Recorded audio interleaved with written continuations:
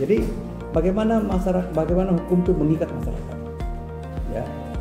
Pertama-tama ciri hukum adalah dia bersifat mengikat. Ya, legal binding, harus dipatuhi. Kenapa harus dipatuhi? Karena ada norma sanksi. Kalau tidak patuh ada sanksi, ya kan? Bagaimana hukum menerapkan?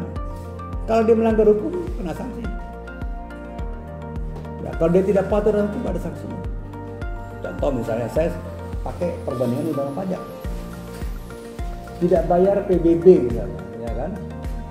Pada pajak bumi dan bangunan selama 5 tahun atau 10 tahun lah ekstrim.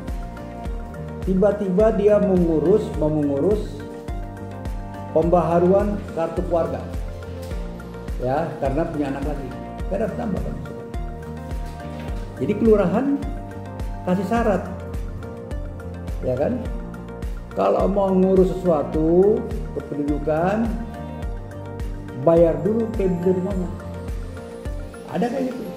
Kalau dia tidak bayar, ya nggak bisa diurus. Jadi ada yang namanya sanksi yang memaksa, ya.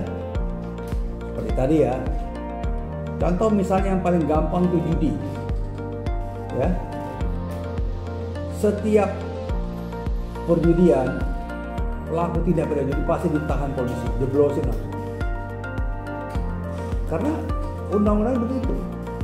Perjudian, ya, judi sabuk ayam, judi kartu domino, kita aturan. Penjudi itu kan melakukan itu sebagai upaya ketidakpatuhan hukum. Jelas judi dilarang.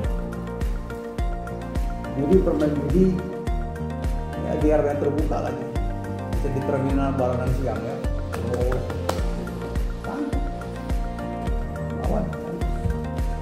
Contoh lain yang paling sederhana misalnya, mau menikah ada syaratnya, undang-undang mengatur.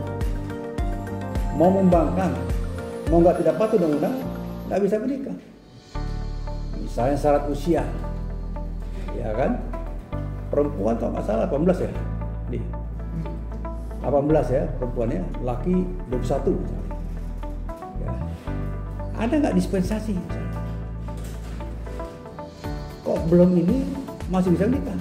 Iya, karena hamil duluan, ya, hamil duluan, umurnya belum cukup, ya kan daripada bermasalah udah nikahkan aja. Namanya MBA, married by accident, ya kan? MBA, married by accident. Ya, begitu menjadi syaratnya. Kalau tidak berusaha, tapi ada dispensasi. Kan kadang-kadang hukum itu memberikan satu dispensasi bagi pihak yang diatur. Contoh misalnya, Undang-Undang Pemilu mengatakan untuk ikut dalam pemilu harus terdaftar di daftar namanya daftar pemilu tetap, ya kan? Daftar pemilu tetap itu Undang-Undang Pemilu,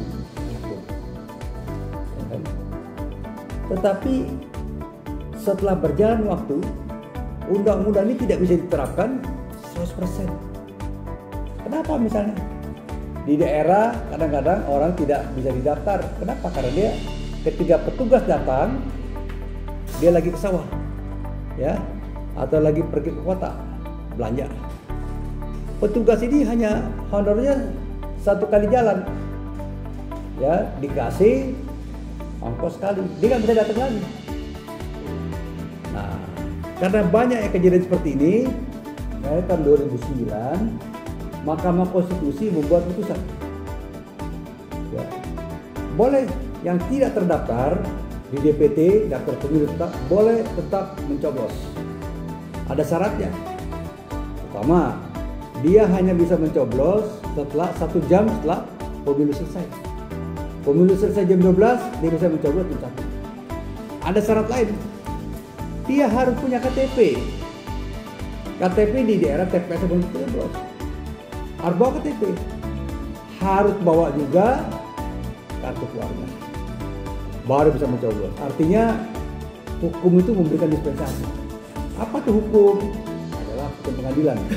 Ya, kalau di luar negeri gimana Pak? Boleh. Ya kan, misalnya anak saya misalnya, ya kan, penduduk Kuala Lumpur, dia nggak sempat coblos karena dia ke Jepang. Jadi anak saya boleh mencoblos apabila dia bawa paspor yang masih berlaku. Jadi kadang-kadang hukum itu, ya, bisa juga ada namanya diskresi, penyimpangan, pengecualian dari berlakunya dengan syarat tertentu. Ya, kira-kira gitu ya. Ada yang lain?